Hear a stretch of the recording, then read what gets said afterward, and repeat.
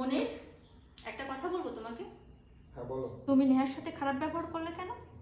আর নেহা তো আমাদের বাসায় কাজ করে, তুমি তাকে এভাবে বিদায় করলে কেন? সে তো দীর্ঘদিন যাবত আমাদের বাসায় কাজ করে। শোনো, আমি নেহার সাথে কেন খারাপ ব্যবহার করেছি সেটা তোমার না জানলেও চলবে। আচ্ছা, তুমি যে কাজে গিয়েছো ওই কাজটা কি হয়েছে? শোনো মনি, আমি কিন্তু সবই শুনেছি। তুমি কি কি বলেছো আর কেমন আচরণ করেছো নেহার সাথে। আর নেহা তো আমাদের বাসাতে কাজ করে, সে তো নিজের মনে করেই কাজ করে, তার তো কাজের আর কোনো অসুবিধা দেখছি না। সে তো সব কিছু সুন্দরভাবে গুছিয়ে রাখে। হঠাৎ করে তুমি তাকে এভাবে যেতে বললে। আর সে দীর্ঘদিন যাবত আমাদের বাসায় কাজ করে, সে কোথায় গিয়ে থাকবে? এতটুকু তো তোমার বোঝা উচিত, তাই না? আর তাকে তো আমি নিজের বোনের মতো দেখি। সব সময়ের জন্য সে দেখো আমাদের সাথে থাকে, আমাদের যত্ন করছে, কত সুন্দর পরিপাটি করে বাসাটা রাখছে। আর এভাবে কথা বলার দরকার ছিল? ও এখন কিভাবে যাবে, কোথায় যাবে? এটা তুমি চিন্তা করেছো? শোনো, আমি যেটা করেছি আমাদের ভালোর জন্য, ওর ভালোর জন্যই করেছি। তুমি হয়তো জানো না, গত 6 মাস যাবত আমার চাকরি নেই। আমি ফ্যামিলি চালাতে হিমশিম খেয়ে যাচ্ছি।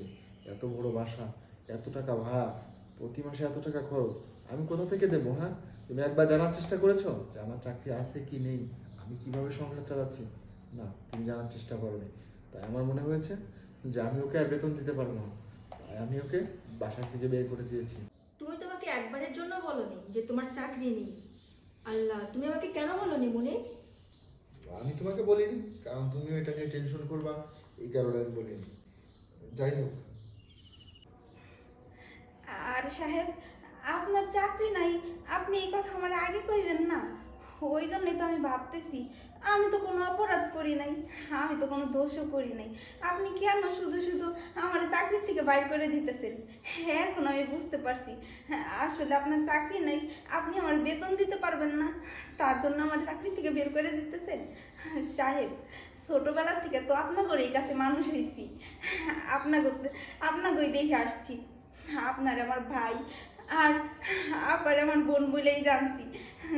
দেখেন, আমার টাকা পয়সা লাগবো না, আমার কোনো টাকা পয়সা লাগবো না, শুধু আপনারা যা খান আমার তাই দিলেই হইব।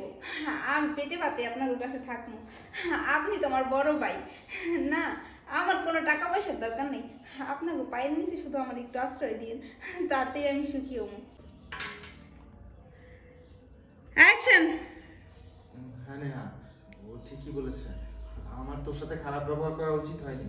তুই পারলে আমাকে ক্ষমা করে দিস বোন।